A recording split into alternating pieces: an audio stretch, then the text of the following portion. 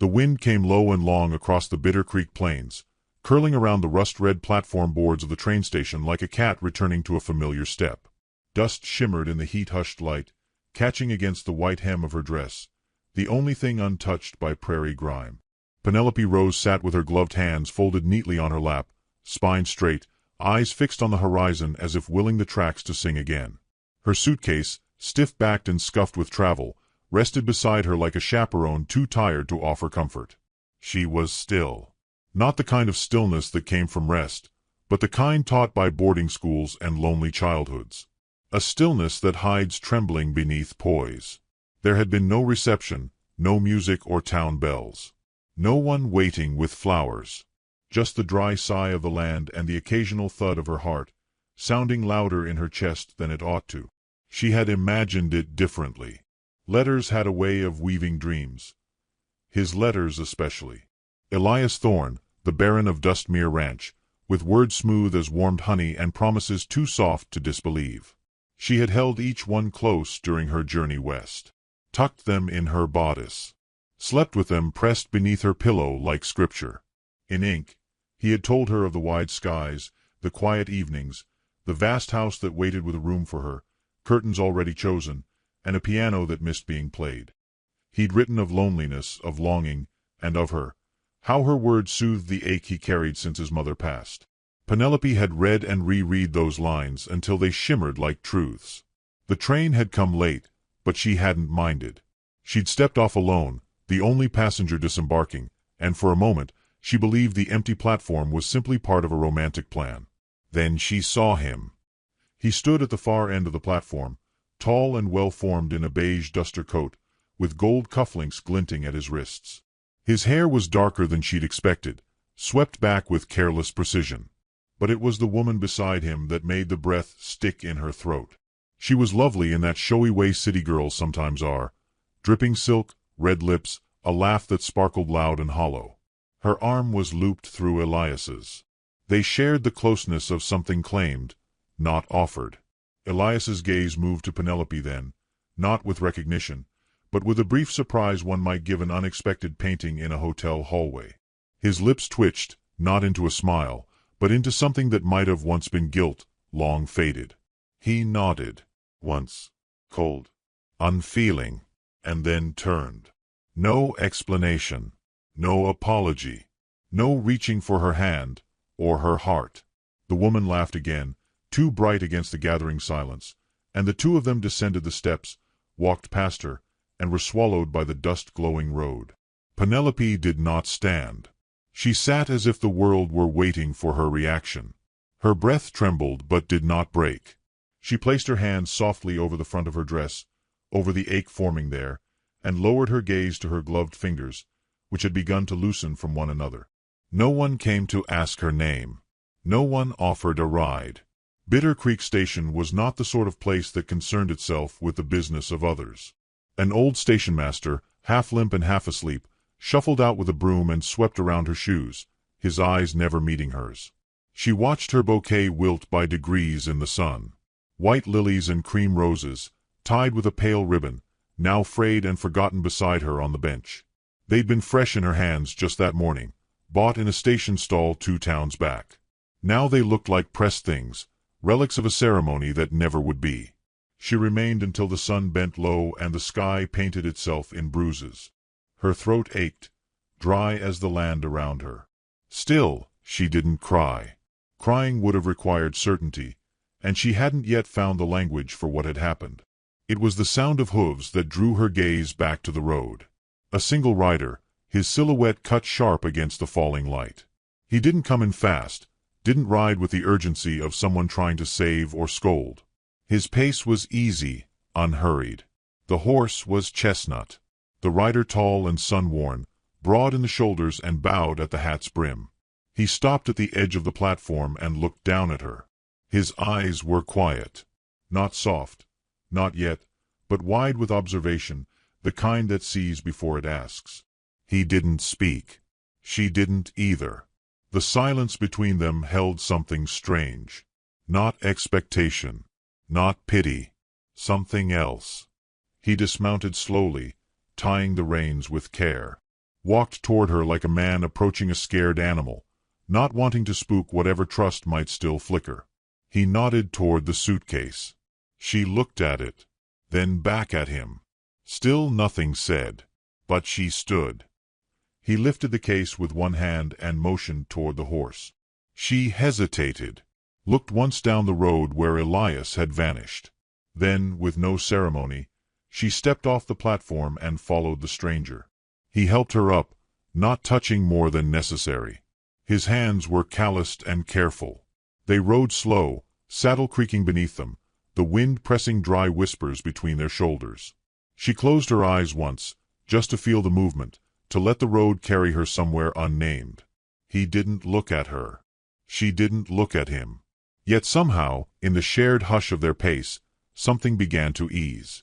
Night began to descend, stars blinking uncertainly overhead like small mercies. They reached a modest inn, low-built and quiet under the velvet dusk.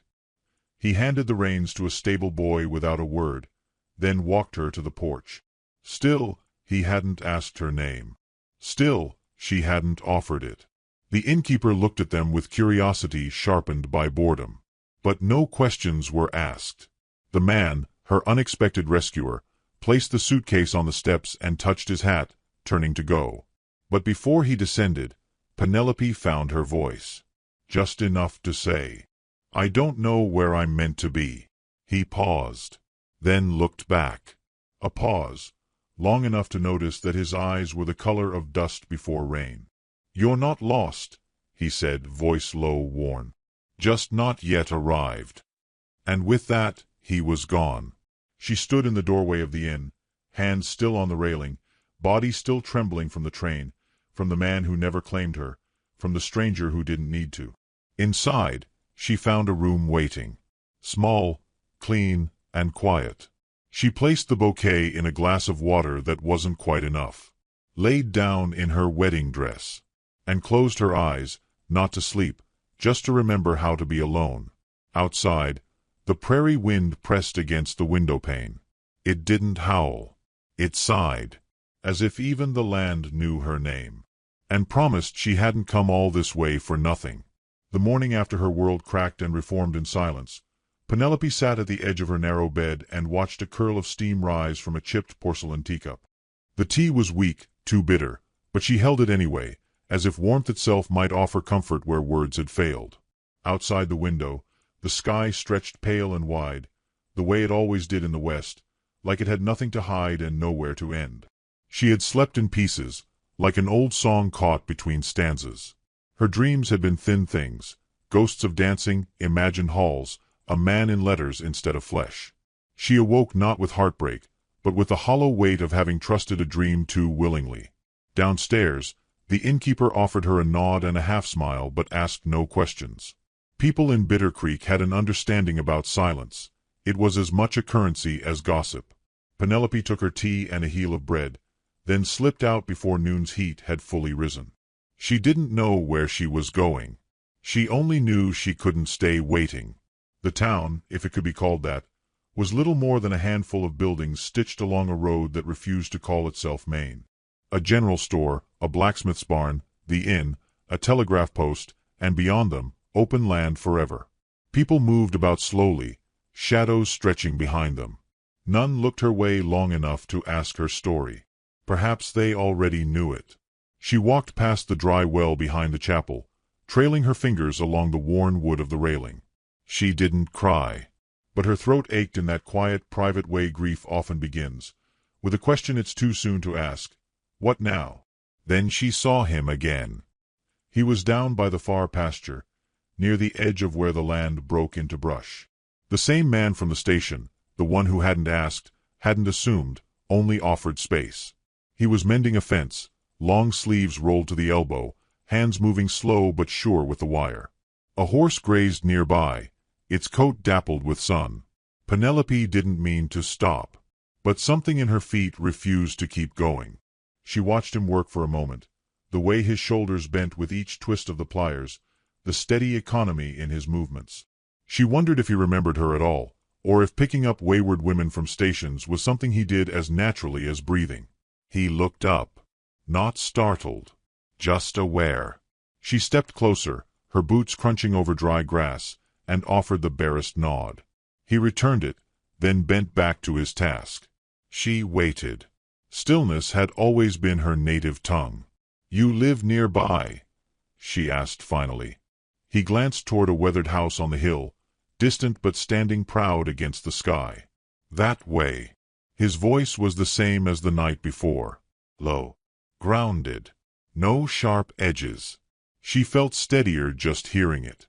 "I don't think I thanked you," she said. He shrugged. "Didn't do much." "You did enough." He finished his section of fence, wiped his brow with the back of his sleeve, and looked at her again. "You eat yet?" She hesitated. "Tea. Bread."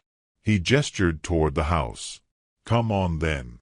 It wasn't a question. But it wasn't a command either. The house was humble, porch leaning a little, paint worn away in places, but it stood like it belonged. Inside, the air smelled of cedar and old iron pans. There were no trinkets, no unnecessary things. Just clean surfaces, shelves lined with jars, a table worn smooth by years of use. He moved through the space with the ease of someone who'd built most of it himself. "Jonas Callahan," he said as he ladled stew into a bowl and placed it in front of her. Penelope rose. He didn't ask where she came from or what had happened. She almost wished he would. But something about the silence felt kind, not careless. It gave her room to choose what to say and what to keep. She ate in small bites, watching him chop wood through the window afterward, each swing a clean, purposeful motion. Over the next few days, Penelope found herself wandering more. Always she ended up near that pasture, that house, the man who didn't speak much but always noticed when she was near. He never invited her in again, but he left small signs. A fresh apple on the porch rail, a canteen of cool water beneath the elm, a book of prairie poetry tucked in a tin left open beside the fence post. She began to write again in the late afternoons.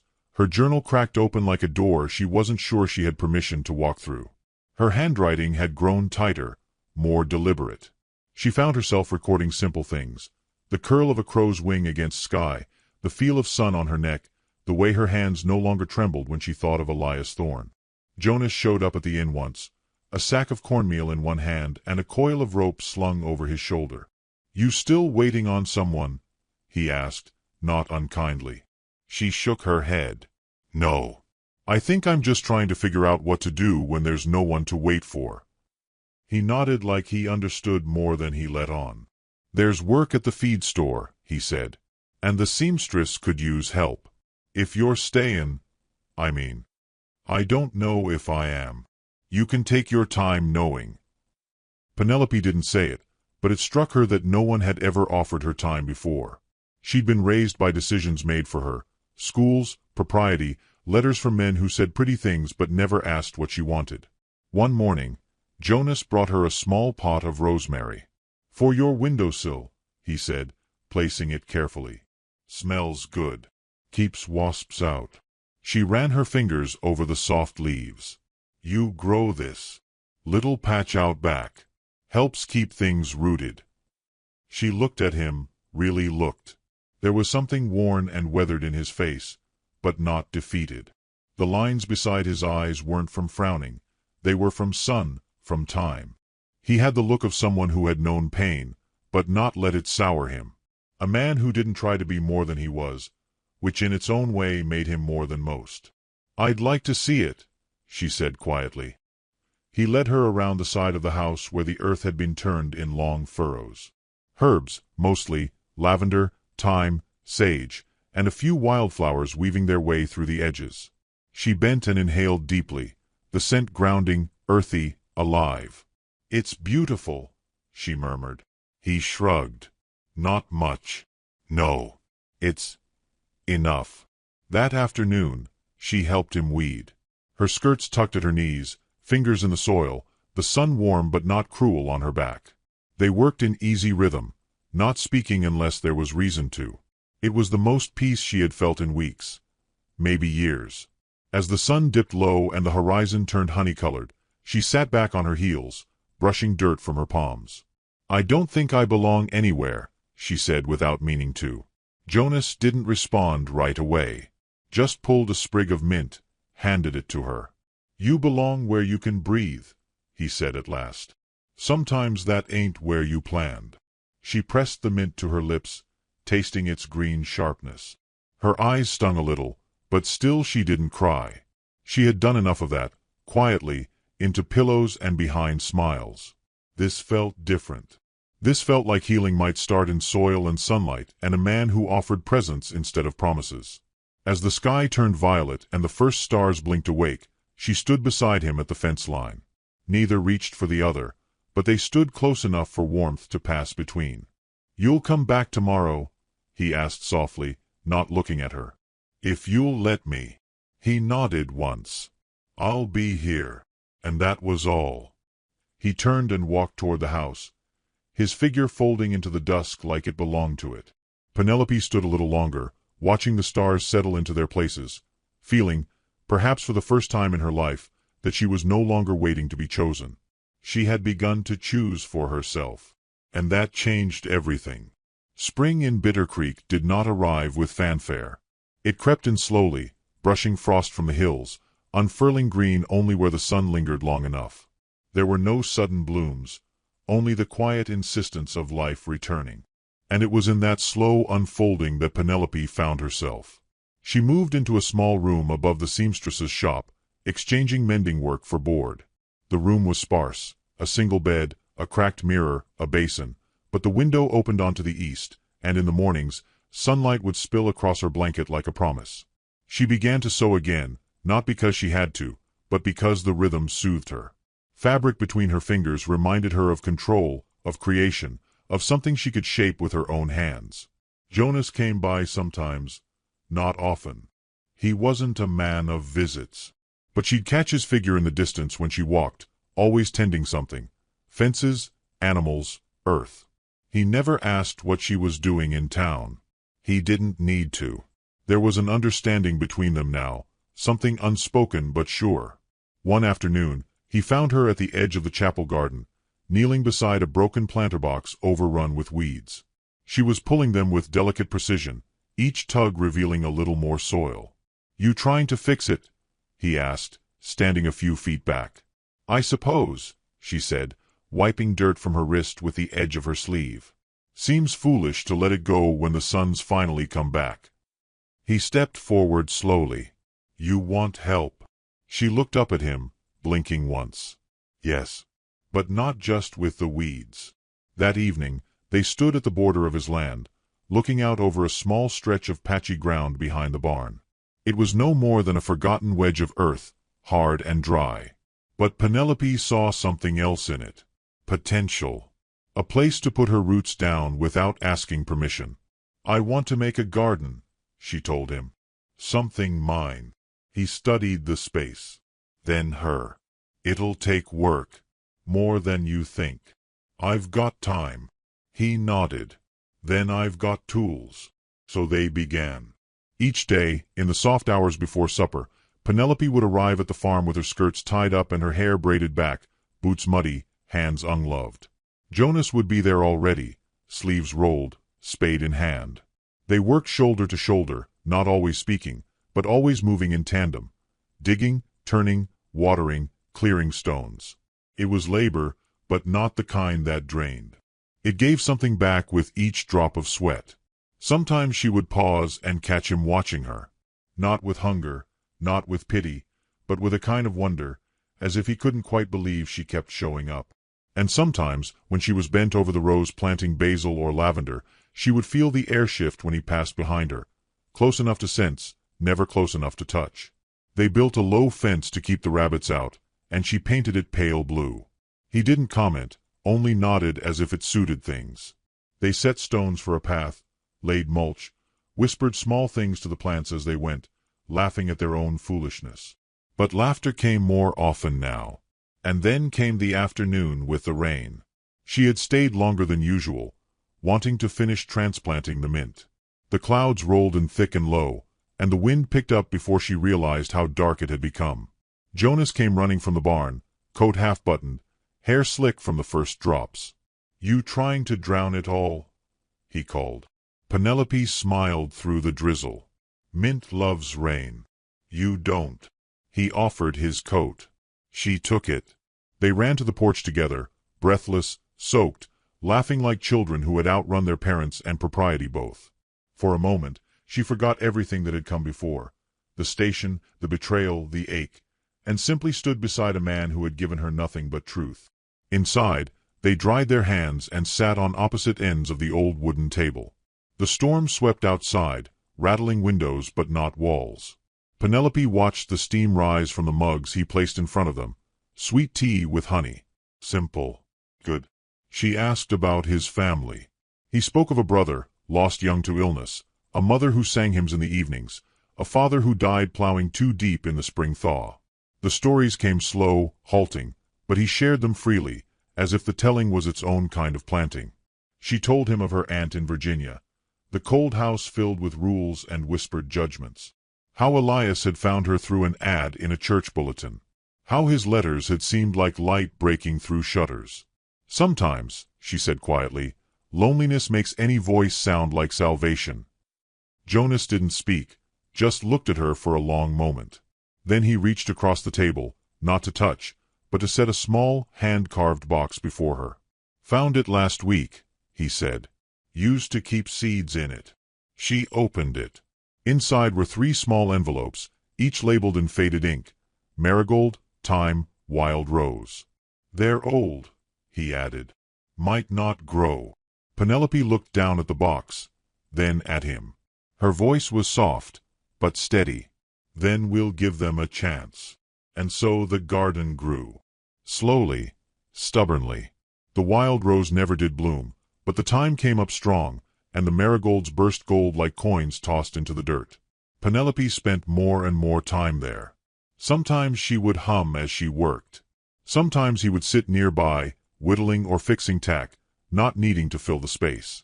One evening, as the light turned copper and the wind began to cool, she stood beside him at the garden's edge, watching the herbs sway in the breeze. You did this, he said, nodding toward the bed of basil and sage. We did, she corrected. He turned to her then, something deeper behind his gaze. You're different now, he said. She nodded. I feel like I've stepped into myself. Like I'd been living just outside of who I was meant to be. Jonas looked at the garden again, then back at her. I like who you are now. She didn't answer, just smiled and turned toward the path. But that night, in her room above the seamstress's shop, she placed the carved box on her windowsill and watched the stars gather like old friends. She ran her fingers over the lid once, then twice. And when sleep came, it was full and soft and without ache. The days continued, warmer now. Children came to see the garden, curious about the smells, the colors. Penelope taught them how to plant without damaging roots. Jonas built a small bench under the elm tree nearby. She began to read aloud in the evenings, old poems that once seemed distant, now close as breath. And without ever saying so, the space between them closed. Not with declarations or longing stares, but with presence, with shared labor, with the comfort of knowing someone would be where they said they'd be. The garden had started as a refuge, but it became something more. A mirror, a prayer, a slow confession between 2 people who had lost things and chosen not to lose themselves. One twilight, as the wind curled soft through the rosemary, Penelope turned to Jonas and asked, "Why haven't you ever asked me to stay?" He didn't look at her when he answered, "Because you already are." And for the first time since stepping off that train, she felt it. She was no longer passing through. She had arrived. The heat had begun to settle deep into the soil by the time summer rolled in, slow and relentless. Bitter Creek was wrapped in golden dust, its skies wide and humming with crickets and wind. The garden behind Jonas's barn had matured into something quietly miraculous. Lavender bloomed thick, honeybees danced from basil to mint, and Penelope's fingers, once tentative, now bore the gentle calluses of work done without complaint. It had become a ritual. Mornings for sewing at the seamstress's, afternoons in the dirt, evenings spent on the porch with Jonas, often in silence, sometimes with a book or a few words traded like heirlooms. She had stopped thinking about the train station, mostly. About the man who had once pulled her heart open with letters and then walked away from her like she was nothing but a lost appointment. Her days no longer orbited around his name. It was as though he belonged to another version of herself, one she had stepped away from in the act of planting time, of saying no, of staying when she could have run. But the past has a way of finding its feet, even in dust-blown towns where no one much notices anything beyond the next harvest. The carriage rolled into Bitter Creek on a Wednesday afternoon, the wheels cutting through the street like the town didn't belong to it. It was black, too fine, too polished, and when it stopped outside the general store, the silence it left in its wake seemed louder than its approach. Folks stared, but no one moved. Only Penelope, passing with a bundle of linens beneath her arm, felt the small, cold crack open inside her before the door even swung. He stepped down with the same careless elegance he'd worn the day he abandoned her. His hat was cleaner than the dust would permit, his boots polished, though the lines at his mouth had deepened and the sheen in his eyes dulled. Elias Thorne looked thinner now, wearier, but he still looked like he expected to be recognized. Penelope did not freeze, though her fingers tightened just once on the cloth in her arms. He hadn't seen her yet. She stepped sideways, slipping behind the barrels outside the shop, her breath caught somewhere between panic and clarity. He was speaking to the storekeeper, loud enough for everyone to hear, asking about land, mentioning Dustmere. He used phrases like unfortunate timing and temporary loss, as though financial ruin were no more than a stain on a cravat. Penelope listened, feeling the memory of his voice unspool in her belly like threads snapping from too much tension. She remembered every word he'd written. She wished she didn't. Later that evening, she found Jonas in the field, his shirt damp with sweat, arms glinting with sun and labor. She didn't speak right away, just watched him work, the sure rhythm of his body in motion, the steadiness of a man who had never once left her wondering. He looked up, sensing her before seeing. "What's wrong?" She hesitated. Then, "He's back." Jonas stilled, shovel pausing mid-scoop. "The man from the station?" She nodded. Jonas's jaw worked, but he didn't speak. He wiped his hands on a rag and leaned against the post. "Did he speak to you?" "No, not yet." "Do you want him to?" She looked down, then toward the garden. "I don't know." That night, Bitter Creek hummed with whispers. Elias had taken a room at the inn. There was talk of business, of rebuilding, reclaiming, redeeming. Some said he planned to buy back Dustmere. Others said he was looking to start again. Penelope said nothing. She stitched quietly, her hand steady, her mind not. He came to her 3 days later. She was kneeling in the garden, trimming the marigolds, when his shadow fell across the rosemary. She didn't have to look up to know it was him. The scent of cologne, sharp and foreign among the herbs, told her before his voice did. "Penelope." She stood slowly, brushing soil from her knees. Their eyes met like strangers. His were softer than she remembered, but not deeper. "May I speak with you?" he asked, tone tentative. "You're already doing it," she said, gently but without welcome. He faltered. She let him. "I made a mistake," he said after a moment. "That day. I thought I wanted something else. I didn't understand what I was giving up." "You gave nothing," she replied. "You simply walked away from something you never really held." He stepped closer. "I was afraid.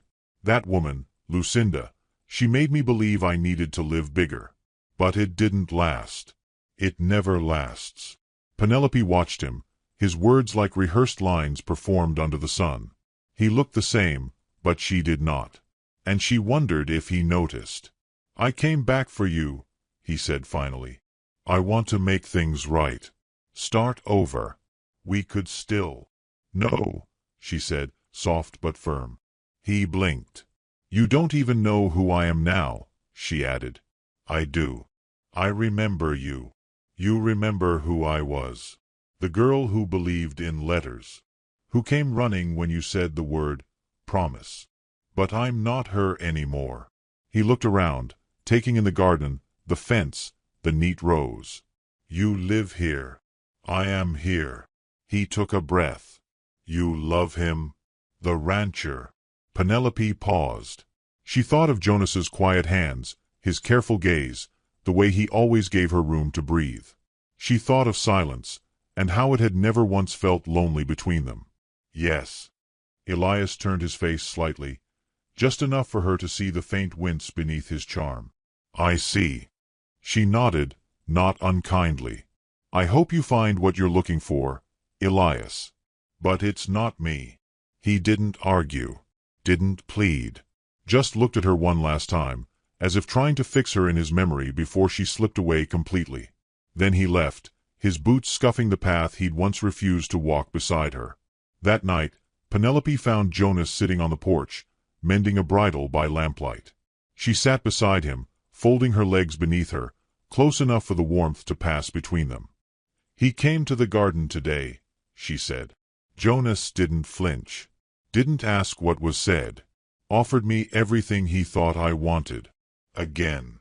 He looked up at her, eyes steady. And I said no. A quiet settled between them, soft as dusk. She turned toward him then, fully, and reached out, placing her hand over his. I never told you what I wanted. He didn't move. But it's here, she said, voice low. It's the way you let me grow without question. The way you never tried to fix me. I didn't need to, he murmured. You weren't broken. She smiled. They sat that way for a while, hand over hand, nothing rushing, nothing more demanded. And when the wind stirred through the rosemary, and the stars lit themselves one by one, Penelope leaned her head against his shoulder, not with hesitation, but with arrival.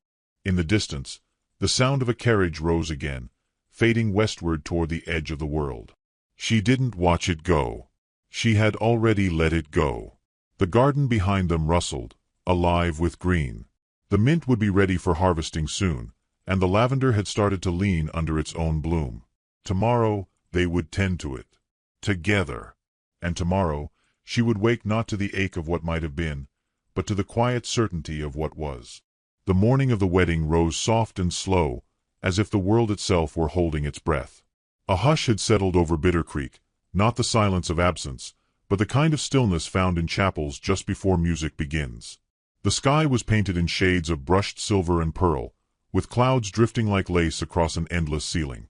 It had rained lightly in the night, just enough to deepen the green and stir the scent of rosemary from the garden, now trimmed and blooming like it had been waiting for this day.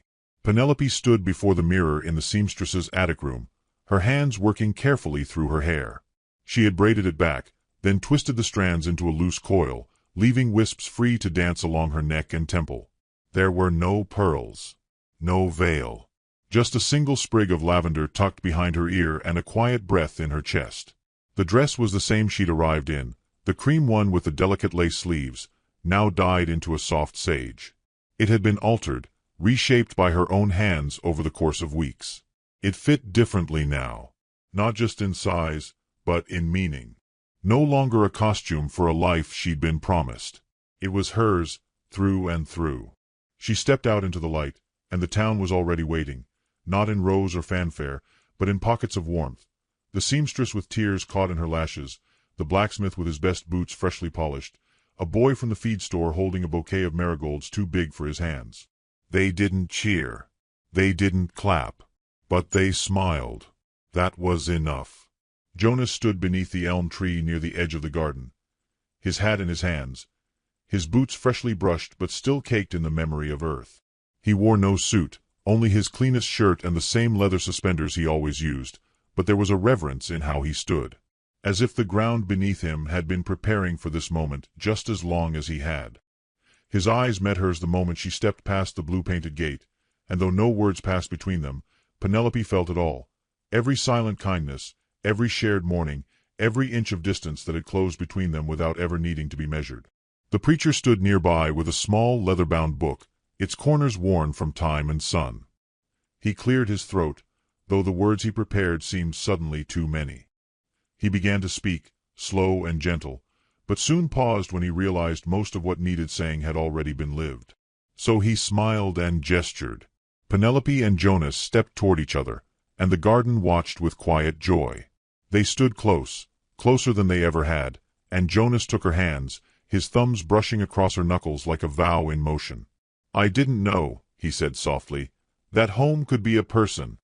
She felt her breath catch, then settle. "And I didn't know," she whispered back, "that being chosen wasn't something you waited for, it's something you build." He nodded, eyes never leaving hers. "No promises," he said, voice steady. "Only choosing. Every day. As long as we breathe." "And even after," she replied. The preacher raised his hand gently, more for rhythm than formality.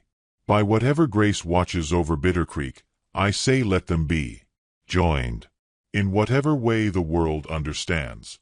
The moment broke like dawn. Applause was soft, unhurried. Some laughed, others wiped tears. The wind moved through the garden like a guest, stirring the mint, lifting the petals from the rosemary bush and scattering them at their feet like confetti spun from the land itself. Jonas didn't kiss her. Not at first. He only pulled her close, resting his forehead against hers, and exhaled.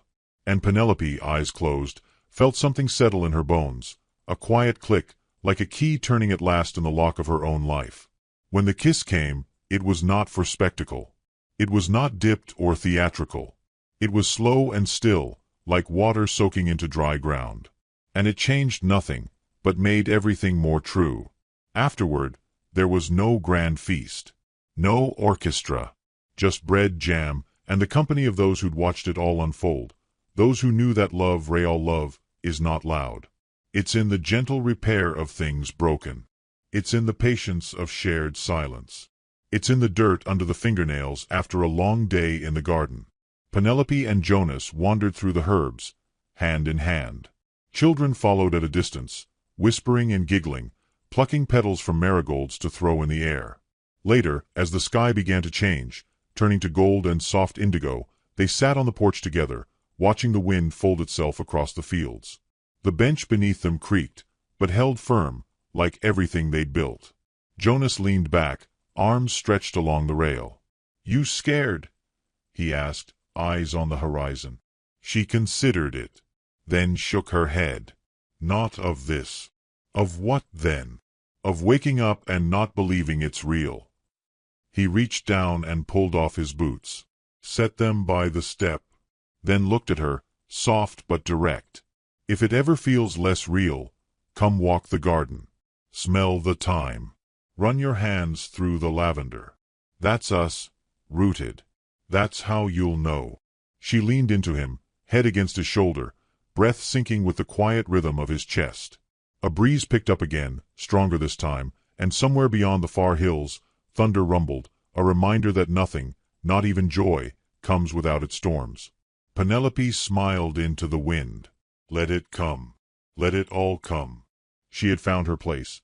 Not in walls, not in vows, but in the slow, certain way a heart heals and reaches for another.